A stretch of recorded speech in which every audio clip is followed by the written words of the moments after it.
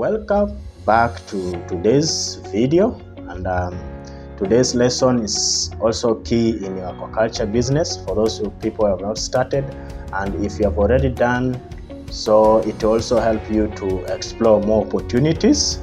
And thank you so much for those people who have watched my previous video, and if you have not, please make sure you do, because it contains a lot of information that's very important to leverage on your aquaculture business. And for those who have not started, it will help you at least to avoid the risks that is involved in aquaculture business, and also promote you in terms of capitalizing on the opportunity. So today I'm going to share about now how do we classify this aquaculture business, because I normally look at some people might struggle just to venture into business which they don't have available resources within their means, and it becomes very expensive to do that because you need to do more extra work just to ensure that you get what you desire. For example, if I will classify now aquaculture in terms of the availability of water, you might find like in your area you only find either marine water, or some people will get at least the fresh water, some people will get brackish water.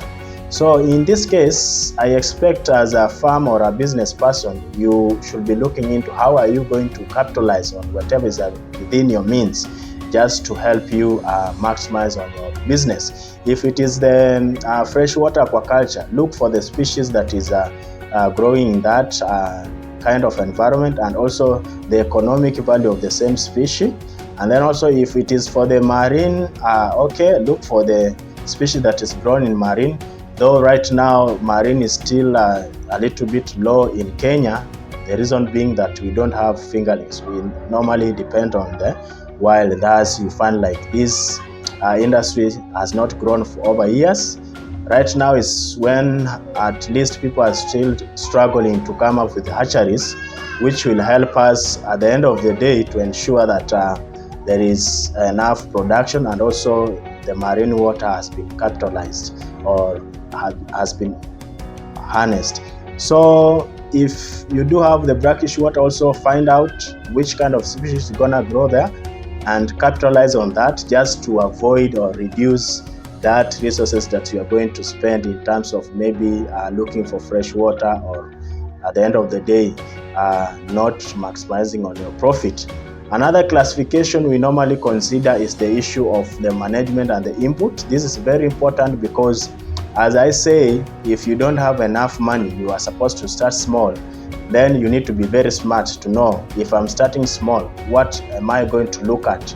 One of the issues you are supposed to look at is the system we call the extensive system, where you are supposed just to stock your fish, and once you stock your fish, you leave the fish to depend on the natural ecosystem. That is in terms of if they are herbivore fish, then they have to feed on the phytoplanktons. If it is now the carnivore, then it means they are going to feed on zooplanktons. But most of the time, herbivores are the ones that grows well, because at the end of the day, there is a lot of algae that grows in water due to some nutrient and also sunlight. So it is also always good just to ensure that at the end of the day, this system is maintained and managed. Despite that its input and also management is very low, it does not have that high economic value, because even the stocking rate is very low. You might find like you are stocking one fish per meter square, which is not economical at all.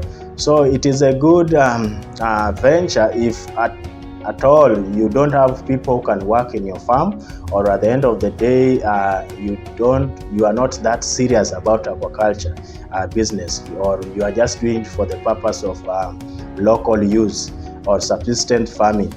And from that, then you climb the ladder to an area we call semi-intensive. This one you are supposed to fertilize your pond, whether using the commercial or using the manure, just to help the algae to grow in your pond, which at the end of the day is more suitable for herbivore fish also, which helps at the end to help the fish that to feed on the algae. But also the setback to this, also the stocking rate is very low, and also the returns might not be that very good.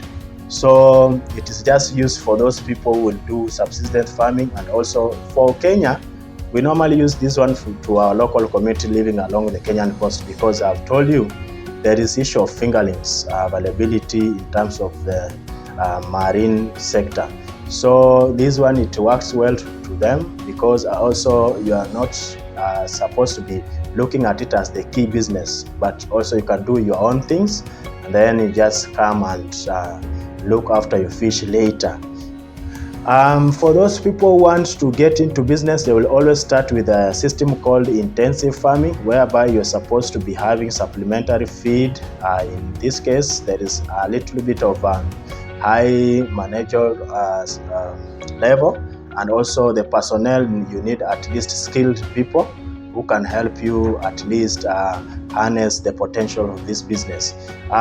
It is a good way of starting your business, because if you want to go for commercial, then this is the area you are supposed to be focusing on. At least the stocking rate is high, and also at the end of the day, we are looking into how am I going to maximize on this species, and also to gain more profit.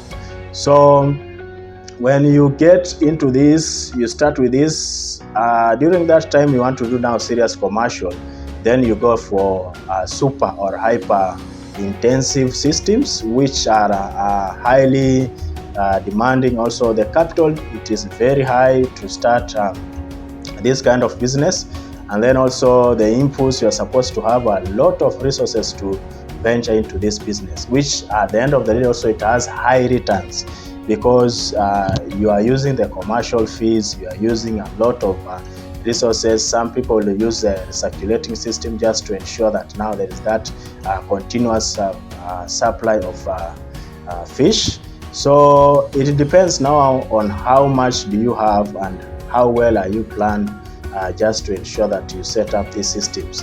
And then after that, you look into now, based on now the organism you want to rear.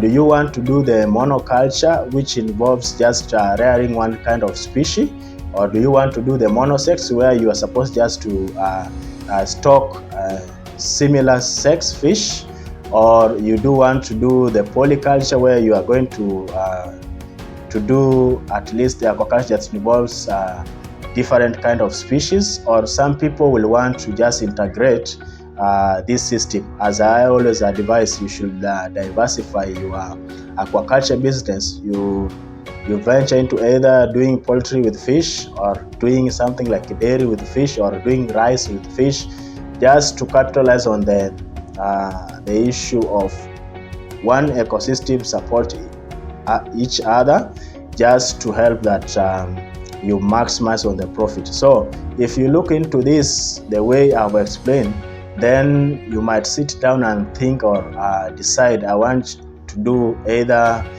focus on marine, focus on freshwater, or can I go for intensive farming, extensive farming, or can I integrate my systems?